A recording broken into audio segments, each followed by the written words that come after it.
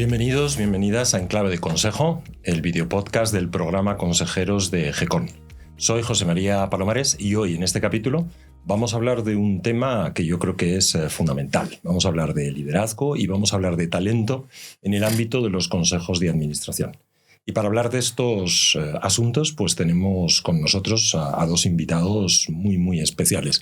En primer lugar, tenemos a Alicia Muñoz Lombardía, que es vicesecretaria del Consejo de Santander España, y queremos poner en valor también que es parte del Consejo Asesor de GECON, así que estás hoy aquí en tu casa. Bienvenida, Alicia. Muchas gracias, encantada. También está con nosotros Juan Fernández Aceituno, que es socio de Parangon Partners y además consejero en distintas compañías. Bienvenido, Juan, a esta conversación. Muchísimas gracias. Bueno, vamos a hablar de un tema que yo creo que es fundamental, sobre todo en el contexto en el que estamos, ¿no? Un contexto en el que cada vez vemos que hay más dificultades para atraer y para retener al talento, para fidelizarlo, ¿no? Nos damos cuenta que esa batalla por el talento que hace tiempo se presentaba solo en modo titular está ocurriendo realmente en las organizaciones y también, por supuesto, en los consejos de administración y en los equipos directivos.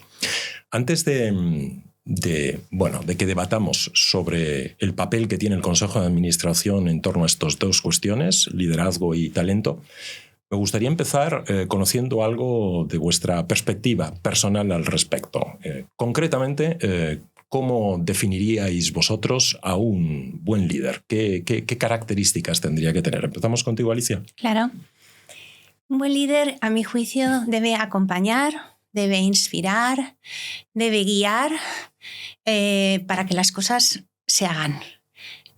Frente a los liderazgos tradicionales más jerarquizados, de ordenar, controlar, el líder ahora tiene que estar acompañando y realmente tiene que promover que con su acompañamiento e inspiración las cosas se puedan llevar adelante. Me gusta que, digamos, hayas utilizado dos verbos que yo utilizo mucho cuando hablo precisamente de liderazgo, ¿no? Que es acompañar e inspirar, ¿no? De alguna manera son dos elementos que son muy centrales en el ejercicio del liderazgo. Juan, tú tienes una larguísima experiencia liderando equipos en distintos ámbitos, en entornos multinacionales, en proyectos, digamos, más locales. ¿Qué define para ti a un buen líder? Pues fíjate, yo traigo la frase de nuestro común amigo Rafa Martínez, que habla del subordinazgo, ¿no? y que dice que hay muchísimos libros de liderazgo, pero muy pocos de subordinazgo. Y probablemente el mejor liderazgo, desde mi punto de vista, sea el que sirve. Siempre hay un cliente, siempre hay proveedores, hay empleados, hay un consejo de administración. Aunque seas el CEO de la mayor empresa, estás sirviendo. Tienes que tener espíritu de servicio, espíritu de escucha, de dar, ¿no? Y esta parte yo creo que es, desde mi punto de vista, la clave. La segunda, yo diría, la capacidad de influencia. La influencia ni se crea ni se destruye, se transforma. Y para todas las personas que quieran acceder a un consejo, que probablemente los que están escuchándonos están interesados, yo les diría que las posiciones son hitos concretos de tu vida que pueden variar, son hechos estáticos, es donde has estado, pero el ser, quién eres y tu capacidad de influencia, eso va contigo. Y eso va evolucionando. El líder que progresa, que es capaz de adaptar su capacidad de influencia a los distintos contextos, consejos y demás, desde mi punto de vista tiene un recorrido brillante. Fíjate, abres un punto yo creo que muy interesante, ¿no? Porque veíamos en un capítulo anterior donde hablábamos de la transición de ejecutivo a consejero, cómo de importante es entender que esto es más allá de un hito, ¿no? Es decir, no es solo un hito, es un cambio de perspectiva, es un cambio de rol que significa tener una mirada distinta y sobre todo tener una actitud distinta. ¿Hasta qué punto es posible adaptar ese ejercicio del liderazgo? Bueno, pues alguien que a lo mejor ha estado desempeñando una posición en un comité de dirección en el día a día, teniendo que tomar decisiones muy en el corto plazo, aunque también levantando lógicamente la mirada hacia el largo plazo. ¿Cómo se transita en ese modelo de liderazgo del ejecutivo al consejo de administración, donde la función y la mirada tiene que ser distinta? Sí, por ejemplo, el libro de Alfonso Jiménez, ¿no? La segunda carrera, yo sostengo que más que segunda carrera es una transición de tu única carrera, que eres tú. Tú eres un poliedro y con diferentes caras, que normalmente tienes siempre una visible al exterior, pero que realmente eres complejo, eres una persona con necesidades, con familia, con amigos, con inquietudes humanísticas. Esa figura, ese poliedro debe transitar. Y si tú llevas la caja de herramientas desde el principio y el paso al consejo, yo sostengo que no se prepara a los 30 años de experiencia profesional. Ese es un error. Tiene que empezar muchísimo antes y probablemente nada más terminar tu carrera o incluso antes, ¿no? Esa inquietud por progresar, por mantenerte al día, por gestionar el cambio y adaptarte al cambio, hace que la transición al consejo sea una transición más de las que has vivido en tu carrera profesional. No es un salto cuántico. Yo desmitificaría ese salto. Alicia, tú estás en ese salto, estás, combinando, ¿no?, los dos perfiles al frente de un equipo muy importante con una función ejecutiva en Santander España y al mismo tiempo estás como vicesecretaria del Consejo de Santander España y como consejera en otras organizaciones. ¿Cómo vives tú ese cambio de roles en el día a día, ¿no? Porque en el mismo día pueden ocurrir distintas cosas. Sí, además dependiendo del rol que tengas, si es un rol ejecutivo dentro del Consejo o un rol independiente, sin duda supone pues un cambio de mindset dentro de tu misma mentalidad y de tu misma persona. Ahí, claro, hay que tener en cuenta que si se pasa radicalmente de ese rol ejecutivo a un rol de consejero independiente, se dejan totalmente las funciones ejecutivas, la transición a veces no es fácil porque estamos acostumbrados a la ejecución, a la velocidad, a la tensión y de repente, bueno, pues es el hands-off, el supervisar, el ver que las cosas se están haciendo bien, esa visión más a largo plazo, pero dejar a los ejecutivos que hagan su trabajo. Cuando se combinan los dos roles, pues lógicamente es bastante más sencillo. Y ahí nos trae una reflexión que muchas veces tenemos sobre si aporta más el consejero que se dedica ya en la mitad final de su carrera profesional únicamente a los consejos o si realmente ese rol ejecutivo también suma a la hora de estar en el consejo. Y yo ahí creo que no hay un modelo perfecto, las cosas como son. Y además, digamos, dejar esas funciones más de gestión se puede complementar pues, con formación, con el estar al día. Sobre todo porque los consejos cada vez demandan más tiempo y a veces no es sencillo conciliar ambas funciones. Pero requiere mucha inteligencia, mucha generosidad, el ver en un determinado momento que hay algo que no te convence, pero tienes que dejar al equipo ejecutivo hasta que se equivoque, ¿no? Ahí sí hay algo muy destacado, pero intentar acompañar, como decíamos antes, intentar influir, pero no entrar en el día a día de la compañía, siendo consejero independiente, lógicamente. Claro, qué interesante esta perspectiva, Alicia. Si entendemos el liderazgo como uno de los intangibles, ¿no?, que hacen el modelo de liderazgo, el intangible que puede ayudar a hacer muy diferencial, ¿no?, la propuesta de una organización.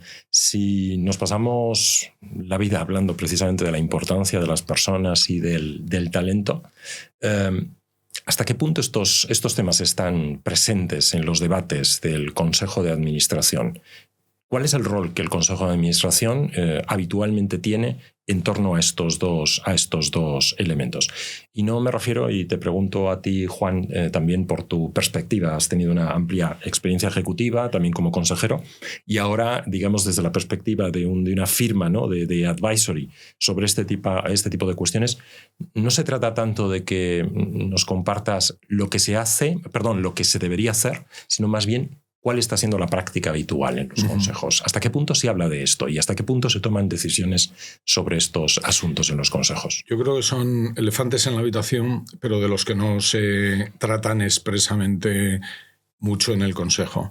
En los consejos hay una agenda, como dice Alicia, que cada vez está más cargada, cada vez hay más regulación, cada vez más responsabilidad, más requisitos supervisores, no te hablo ya en el sector financiero, temas de sostenibilidad, asuntos de sostenibilidad que comentasteis en pasados podcasts también, donde hay tantísimo que debatir y que hacer en relación a la empresa que muchas veces las sesiones sobre el talento, sobre el liderazgo, se limitan a la Comisión de Nombramientos y Retribuciones y por extensión se informa al Consejo, quien toma razón de lo tratado allí, pero que no realmente no ocupan, no es la piedra angular.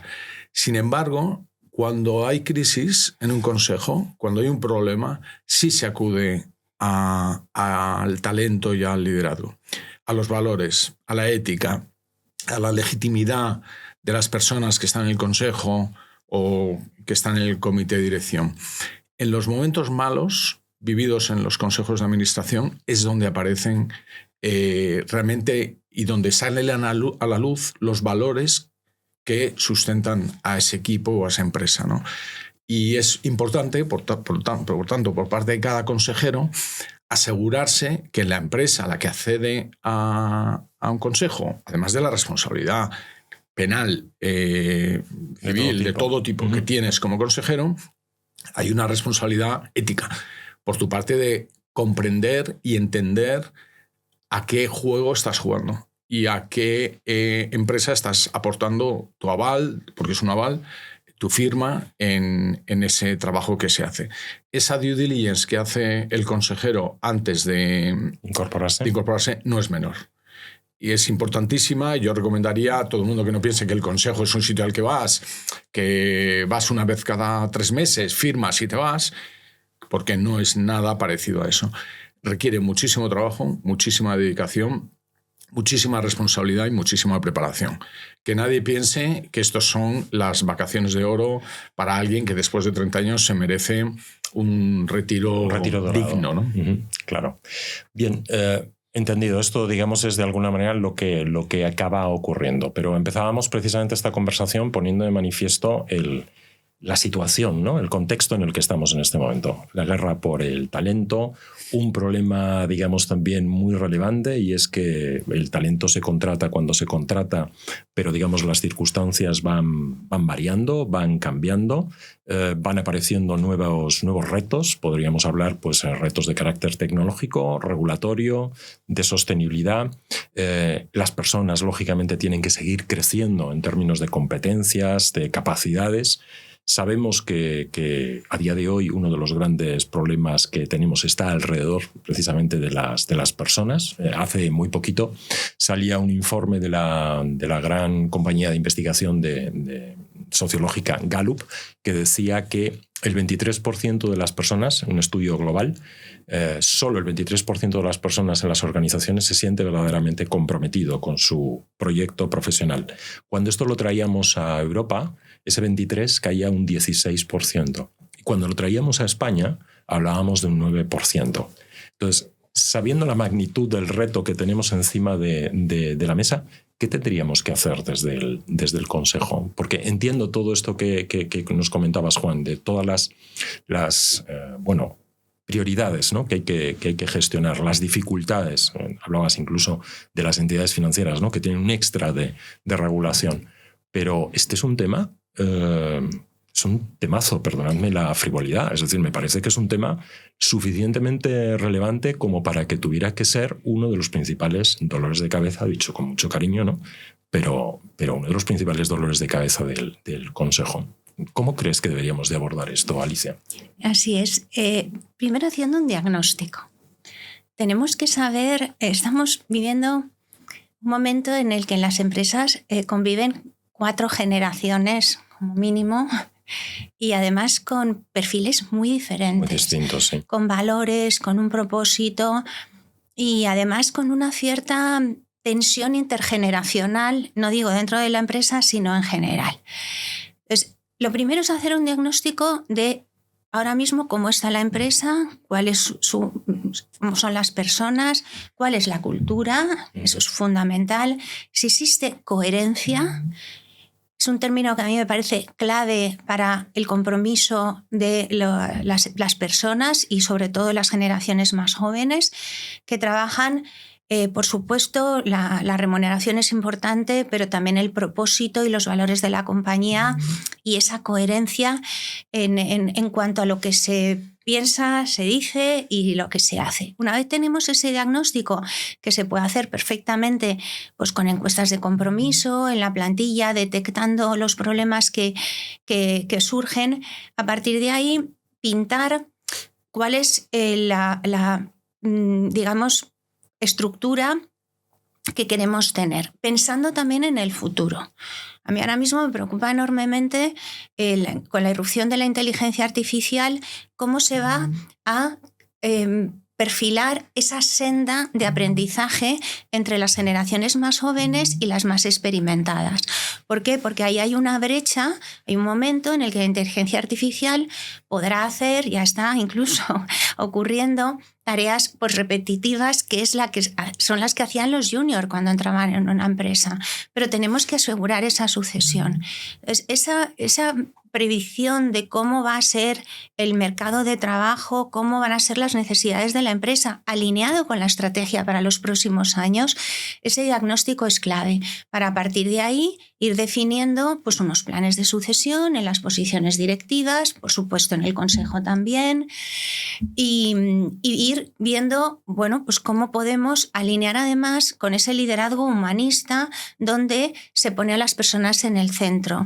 Porque también ahí la inteligencia artificial tiene que potenciar esa parte humana de las personas que sientan que son importantes, que tienen un lugar en la empresa, que tienen una aportación de valor. Y, en fin, se debe dedicar más tiempo. En los consejos, ahí estoy completamente de acuerdo. No se debe dejar en las comisiones, que son con un enfoque más técnico. El consejo debe de tener, además, en la sesión de estrategia un apartado concreto para hablar de talento, de personas, de cultura. Y ver cómo ajustando de alguna manera y testando qué es lo que está ocurriendo al final a pie de calle, ¿no? En el café, la gente cómo lo percibe y cómo siente, porque en el fondo también las personas son los mejores embajadores de su empresa, de su compañía. Y ahora mismo, en el momento en el que estamos, con tantos stakeholders, con tantas personas que nos están mirando, la impresión que transmiten las personas que trabajan en una compañía fuera, digamos, del entorno de trabajo es clave también para la reputación de la compañía. Para la reputación y para atraer también nuevo talento. ¿No? Lo primero que hace alguien que se está planteando incorporarse a un proyecto o no es buscar en su red de contactos a quien conoce, ¿no? Para tener una visión de primera mano de cómo es aquella organización. Bueno, pues ya sabemos de qué tenemos que hablar, ¿no? Los consejos, tenemos deberes. Ahora la gran pregunta, Juan, precisamente desde tu perspectiva de dar advisory, ¿no? En este tipo de situaciones, ¿tenemos el talento adecuado dentro de los consejos para este debate? Porque yo observo que, bueno, con cierta frecuencia se buscan perfiles muy orientados a la transformación digital, muy orientados, lógicamente, a la tecnología, por los grandes retos, no solo de la inteligencia artificial, sino en general los grandes retos que en materia de transformación digital tienen las organizaciones.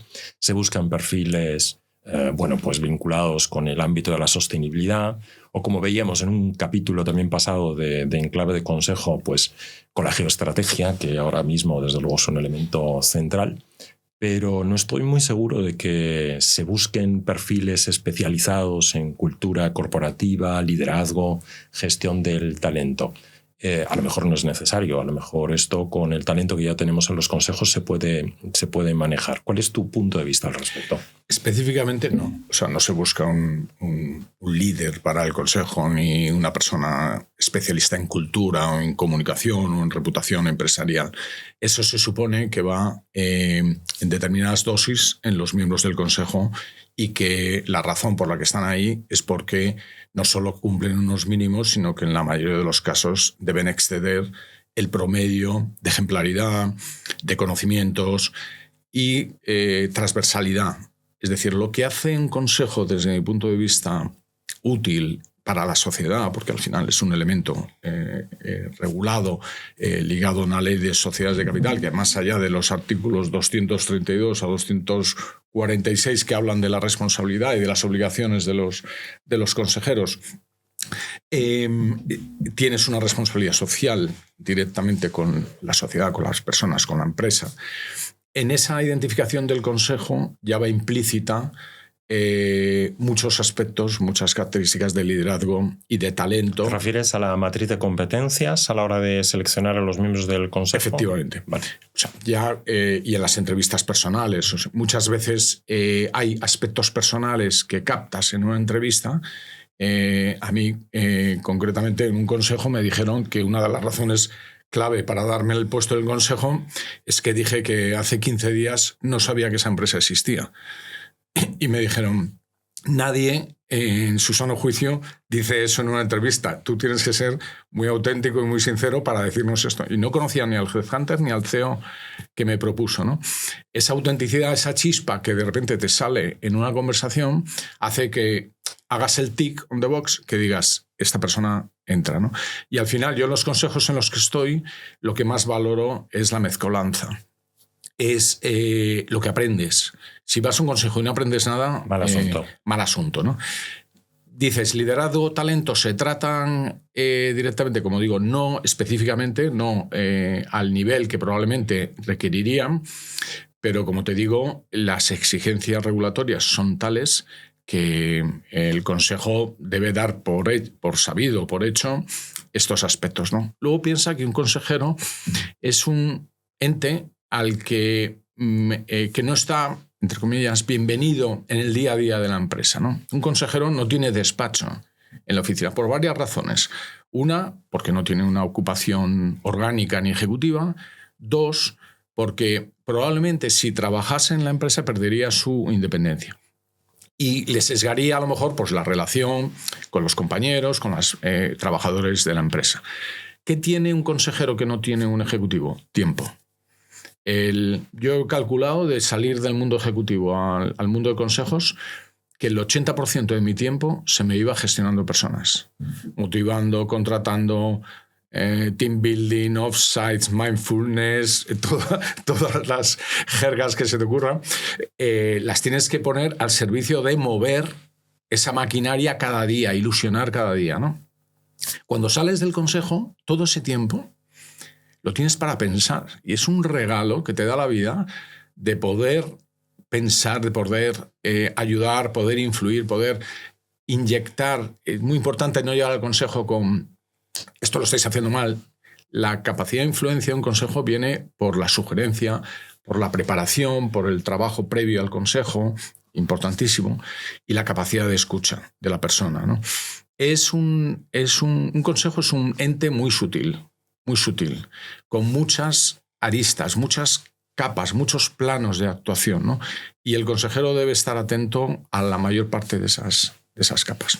Antes de seguir la conversación con Alicia, me venía a la cabeza, Juan, tu experiencia también desde el punto de vista de saber de qué se habla, ¿no?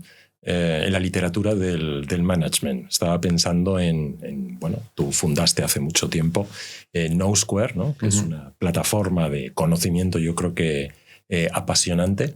Y no quiero resistirme a preguntarte si has visto a lo largo de estos años algún elemento que te haya llamado la atención de cambio de perspectiva teniendo en cuenta los tiempos en los que vivimos en este momento, respecto al liderazgo y al talento, ¿no? Desde esa perspectiva, como digo, de todo lo que se publica en materia de literatura de management. Lo que observáis desde KnowSquare. Bueno, observamos el interés por la literatura empresarial sigue al alza. En los premios que damos a los 10 mejores libros de empresa publicados cada año, tenemos ya 130 editoriales que nos envían información. Esto es curioso. En Reino Unido, el Business Book of the Year Award es el evento empresarial del año, ¿no? En España, que tenemos esto desde hace 15 años, con 500 millones de clientes objetivos, que son los lectores en español, pasa pues prácticamente desapercibido cuando se publican más de 700 libros al año en estas materias. Que haya un grupo de 55 personas que se dedican a seleccionar los 10 mejores libros llama la atención, pero sí estamos viendo más, y respondiendo a tu pregunta, más interés.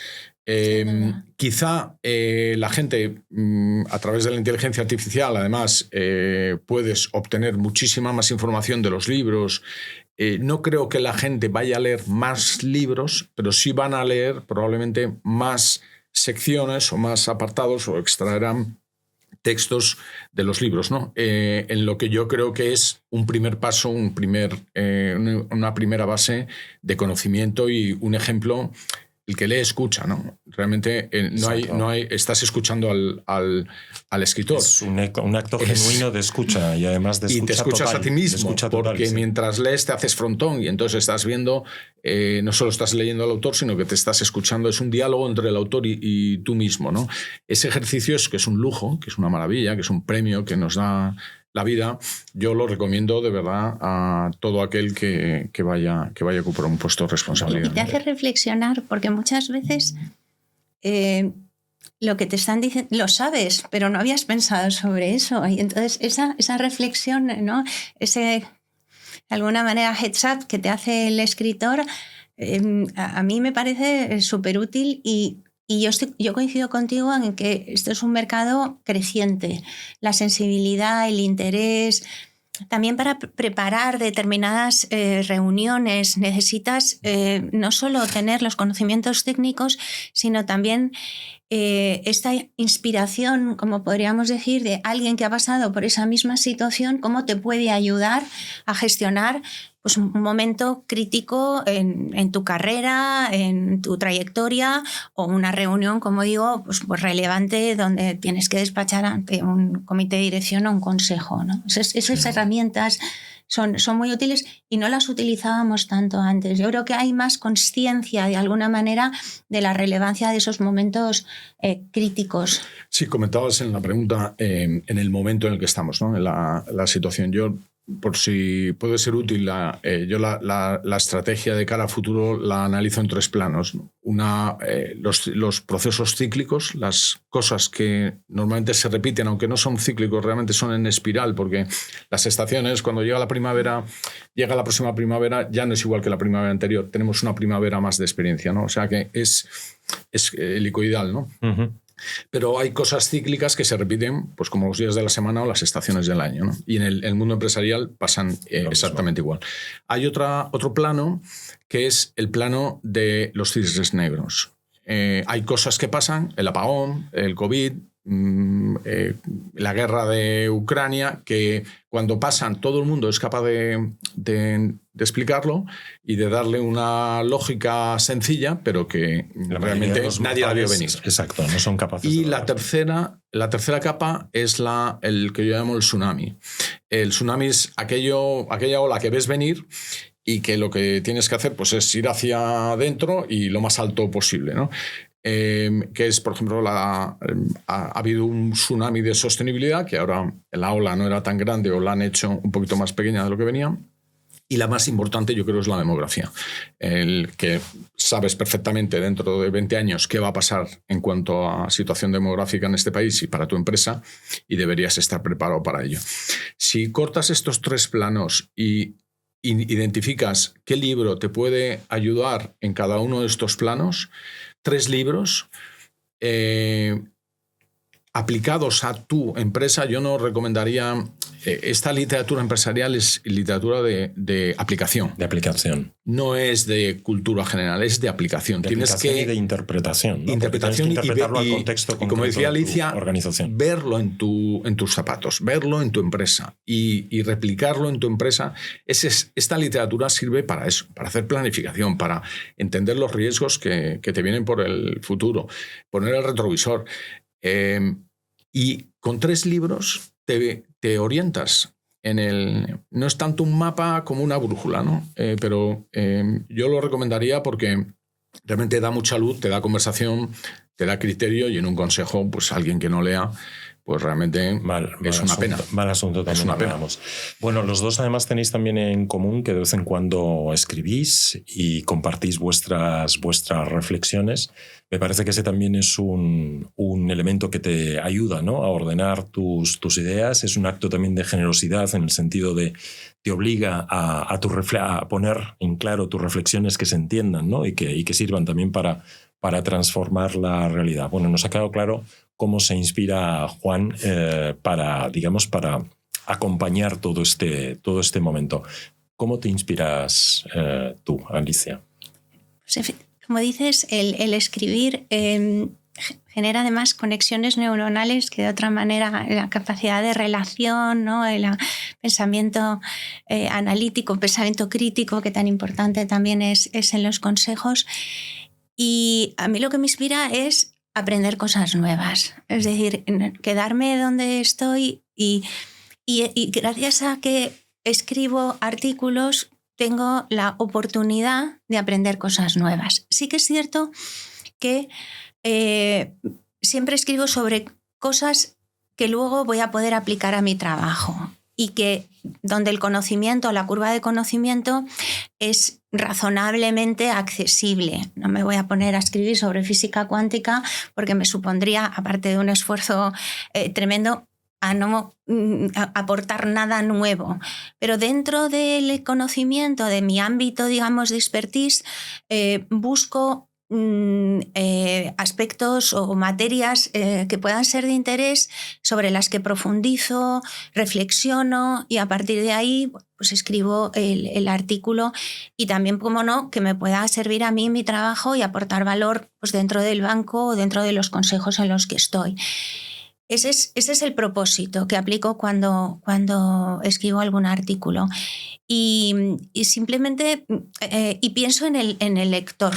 Es decir, no se trata de decir aquí pues, cuántos conocimientos tengo, sino que siempre pienso en un lector determinado en función de la publicación, lo que le puede ser de interés, cómo lo puede aplicar. Por ejemplo, escribo en la newsletter de Gobierno Corporativo de SADE, donde pienso cuál es el destinatario de ese artículo, y a partir de ahí intento conectar lo que decíamos antes, y establecer ese diálogo, adivinar un poco las expectativas y pensar también en esos aspirantes a consejo, no solo los consejeros, sino también aquellos directivos que están pensando dar el salto, acceder a un consejo, y cómo les podemos ayudar desde esa perspectiva. Pues ese era precisamente el tema de la última pregunta que os quería compartir, teniendo en cuenta que En Clave de Consejo es un videopodcast que está fundamentalmente orientado para los socios y las socias del programa Consejeros de GECON, donde hay una parte importante de las personas que conforman esta comunidad que están en ese momento de transición, que quieren dar el paso de una carrera ejecutiva a una carrera de gobierno corporativo, de estar presente en consejos de administración.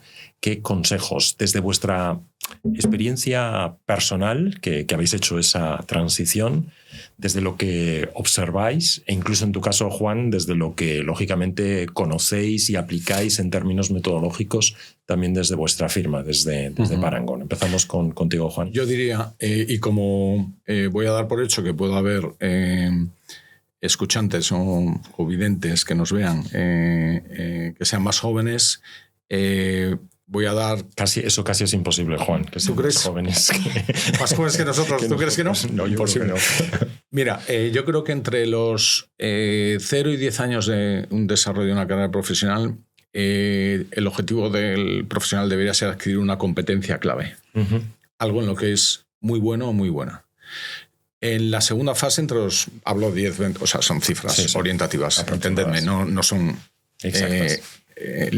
matemáticas, ¿no? Entre los 10 y 20 es el P&L, es la cuenta de resultados, es ser capaz de gestionar una cuenta y responsabilizarte de los resultados de esa cuenta, aportando valor tangible, no solo emocional o no solo competencial, a la empresa.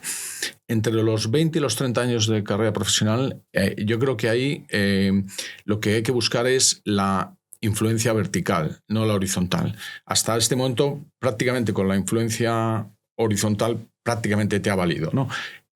A partir de los 30 años de experiencia, cuando estás en puestos ya previos a llegar al consejo, hace falta que tengas capacidad.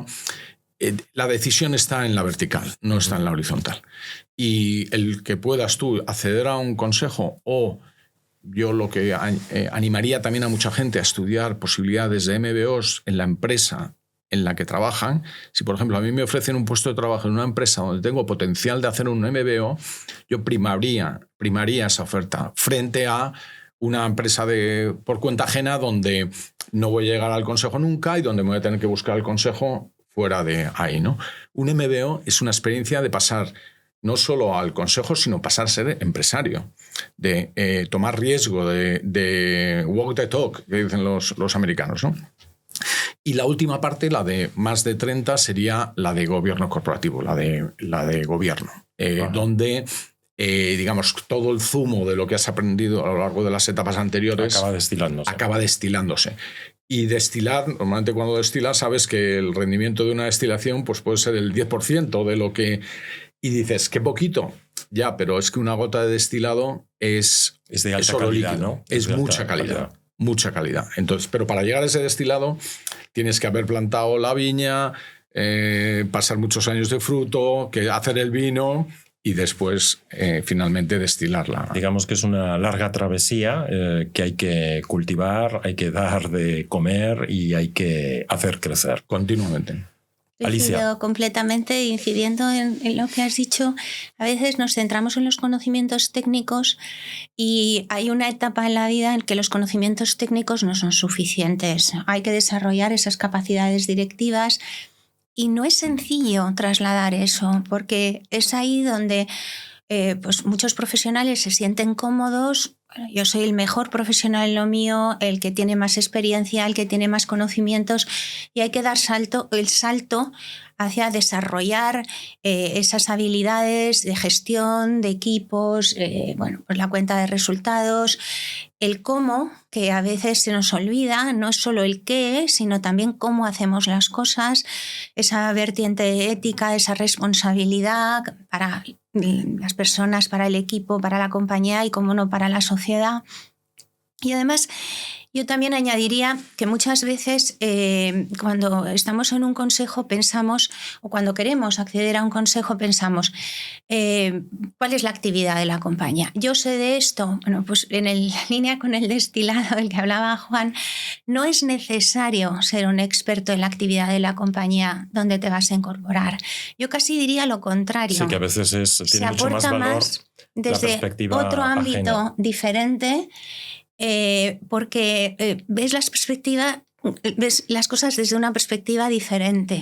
Cuando vienes del mismo sector, traes sesgos, traes pues una visión pues muy concreta de la compañía donde tú has estado trabajando, y vas a otro ámbito. Y yo, por ejemplo, soy consejera del canal de Isabel II, al principio cuando me llamaron, yo que sé del ciclo del agua, ¿no? Yo que he estado todo el mundo, siempre en el mundo financiero, en el mundo jurídico. Pues sí que es verdad que esa diversidad de la que se hablaba antes aporta muchísimo valor, y es fundamental que existan perfiles diversos en todos los ámbitos y que no exista tampoco una voz única dentro del Consejo que marque la dirección, sino que se respeten todas las opiniones, incluso aunque a alguien le pueda parecer que no es una voz autorizada por no tener ese expertise técnico del que hablamos antes. En esa industria o en ese ámbito. Bueno, de diversidad hablaremos en un próximo capítulo en clave de Consejo, pero se nos acaba el tiempo. La verdad es que ha sido un auténtico privilegio charlar con vosotros, Alicia Muñoz Lombardía, Juan Fernández Aceituno. Muchísimas gracias. Muchísimas gracias por vuestro tiempo y por compartir generosamente vuestro conocimiento. Y a toda nuestra audiencia, a todos los videntes, como decía Juan antes, muchísimas gracias por acompañarnos en este nuevo capítulo de En Clave de Consejo. Os animamos a suscribiros a la plataforma de podcast que hayáis elegido para estar, bueno, pues informados de las novedades que vendrán pronto. Muchas gracias y hasta pronto.